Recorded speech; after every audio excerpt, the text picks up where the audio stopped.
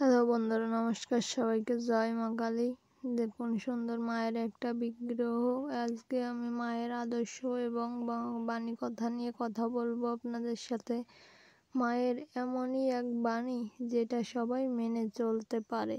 মায়ের সুন্দর একটা রূপ, যে রূপের কালো দিগম্বরী চেহারা, কিন্তু কালোর মধ্যেও কিন্তু মাকে সুন্দরই লাগে। কারণ কালো বলে কিন্তু মা অবহেলার পাত্রী নয়।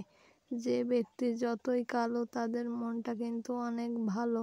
এই জন্যেই তো মানুষ কালো মেয়ে দেখতে ভালো, এই কথাটাই বলে আসছেন। দেখুন মায়ের সুন্দর একটি রূপ, যে রূপেতে মা সবাইকে বিনাশ করেন, অসুরদের বিনাশ করেন। আবার সেই রূপেতেই কিন্তু মা আমাদের পালন করে আসছেন। মা আমাদের পাশে না থাকলে কিন্তু আমরা এই পৃথিবীতে পুরাই অসহায়। কারণ কোনো একটা দুঃখের কথা মনে পড়লে বা আমরা যদি কখনো আঘাত পেয়ে থাকি, তখন কিন্তু আমরা এই মাকেই স্মরণ করি। কারণ মাই হলো জগতের মূল শক্তি। মাতৃত্ব না থাকলে কিন্তু আমরা কেউ কখনোই এই পৃথিবীতে ভূমিষ্ঠ হতে পারতাম না। মাতৃত্ব আছে বলেই কিন্তু আমরা এই পৃথিবীতে সুন্দরভাবে বেঁচে আসছি। মায়ের অপরিসীম একটা ক্ষমতা, যেটা সবার ভিতর থাকে না। মা মানেই তো একটা সুন্দর প্রতিমা এবং সুন্দর মানুষ এবং জীবনের লালন পালন কর্তা, কর্ত্রী যাকে বলে। মা না থাকলে এই সুন্দর পৃথিবীতে আমরা পুরাই মনে অচল। সেই সুন্দর মায়ের এক প্রতিবিম্ব ছবি দেখে সবাই মনে আঘাত লাগে। সুন্দর একটা স্মৃতি ভেসে ওঠে মায়ের জন্য। এই সুন্দর পৃথিবীতে মাই কিন্তু আমাদের সব সুখে সুন্দর সাথী এবং ভালো বন্ধু, যেটা এই মাটির মূর্তিতে থাকলেও কিন্তু আমাদের প্রতি ঘরে ঘরেই কিন্তু আমাদের সুন্দর একটা মা আছে।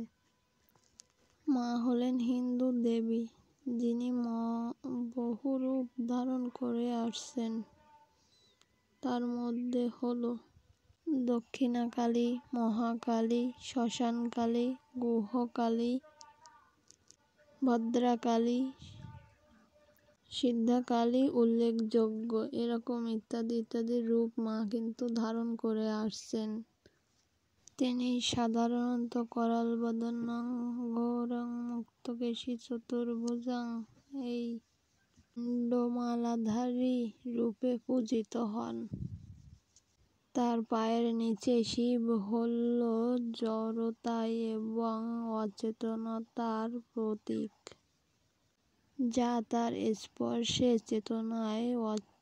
চেতনা থেকে চেতনায় অন্তরিত হন এবং তিনি সেই সময় মৃত্যুর রূপেও অবতীর্ণ হন। সবাইকে যেমন লালন পালন করেন, তেমন কিন্তু মৃত্যুদায়কও হয়ে ওঠেন। দক্ষিণাকালীর এই রূপে মুক্তকেশী চতুর্ভুজাং এই রূপে তাকে বর্ণনা করা হয়, যিনি মুণ্ডমালা ধারণ করে থাকেন এবং তার বাম হস্তে কিন্তু মুণ্ডমালা থাকে, বাম হাতে তার মুণ্ডমালা ধরা থাকে। মহাকালী দেবীর এই রূপটি পুরাণে ও বর্ণনা করা রয়েছে। এটা হলো আদি গ্রন্থ, এটা সব জায়গাতেই বর্ণনা করা হয়ে থাকে এবং দেবীর সৃষ্টি এবং বিনাশের সাথেও সম্পর্কিত করা হয়েছে। শ্মশানকালী এই রূপটি শ্মশানের সাথে সম্পর্কিত, যেখানে তিনি শিব ও মৃত্যুর প্রতীক হিসেবেও সম্পর্কিত। দেবী কালীর অন্যান্য রূপ এছাড়াও দেবী মহাকালীর আরও 13টি রূপের উল্লেখ পাওয়া যায়, যেমন সৃষ্টিকালী, শ্মশানকালী, স্থিতিকালী, রক্তকালী, সংহিতাকালী, যমকালী, রুদ্রাকালী, মৃত্যুকালী, পরমার্ককালী, মর্তকালী, কলাগ্নি, রুদ্রকালী, মহাভৈরব, ঘোর এবং চণ্ডীকালী।